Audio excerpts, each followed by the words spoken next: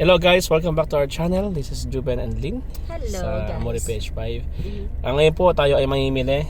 Tingnan natin yung mga bilihan na pinakamura dito sa UK.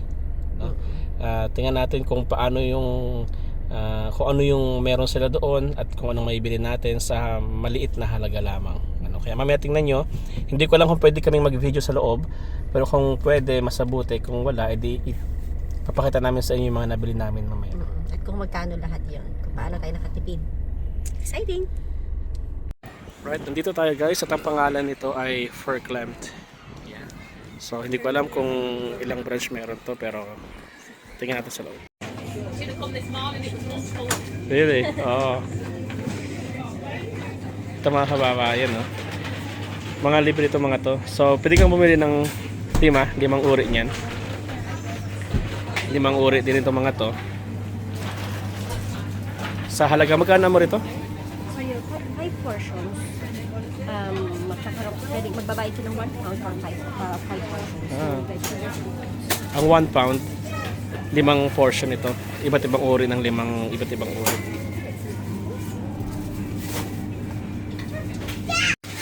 Tapos ito, 6 for 1 green. So ang green ay 50 cents. So ang anim nito ay 50 cents lang. So murang-mura. Yan si Mrs. Namimili na siya.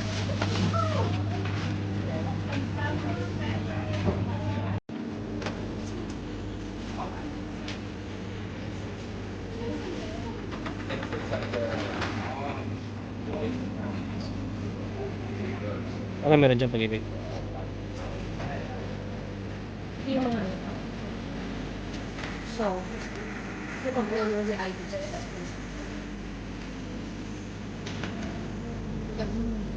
May burgers, oh. Wow, ang dami na lang bread ngayon, ah. Ito mga kaibigan, mga libre na to. Baratong presyo. Libre to lahat. So, kung kuha tayo nito, libre na yung mga yan.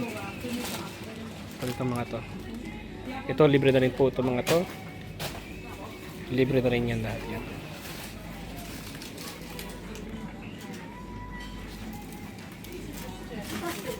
May plastic ka pa? Bakit?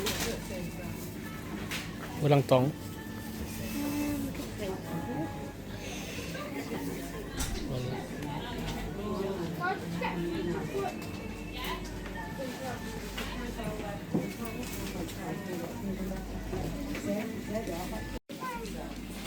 Ito 2 for 1 din. Ibig sabihin dalawang ganyan, 50 cents lang. Here you go.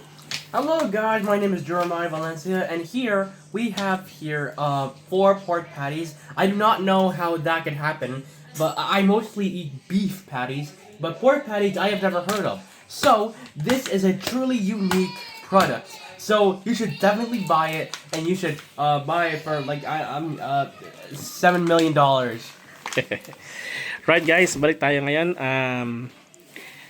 Tawag dito. Ito po yung napamili namin. So, ang aming nagastos ay nasa 8 pounds. Okay? 8 pounds. So, ang palitan ngayon ng pounds sa tingin ko ay nasa 75 to 78 pesos ang isang pound.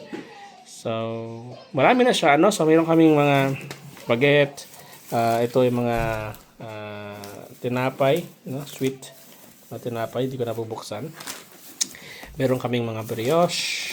Ayan. Libre na yan.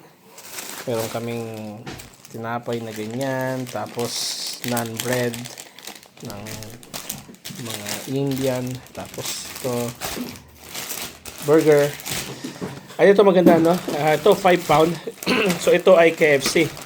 So yung KFC kapag hindi sila nakakaubos, so binabalot na ng ganyan, ipinapamahagi nila sa mga community grocery tulad noon at binebenta nila. So ito kung bibilihin mo to ng normal price sa KFC, kakahalaga na to ng 20 to 30 pounds na yan, no? Yung ganyang isang bucket na to, isang bucket na to, diba Josh? Isang bucket na yan ng menu. Tapos ito po, ito kumuha lang kami kasi halos libre naman, halos 50 cents lang isa. para kapag may bisita, mayroon kaming mga paso. Ito yung gulay namin, apple, bawang, and then another donuts. Siguro mga 6 donuts yan. Tapos beans. Right, so, yan, no? So, isa sa mga paraan kung bakit nakakamura kami sa aming mga bilihin, no? So, being practical and wise, malaking tulong talaga sa gastusin. Kaya salamat guys sa inyong panonood. Hanggang sa muli.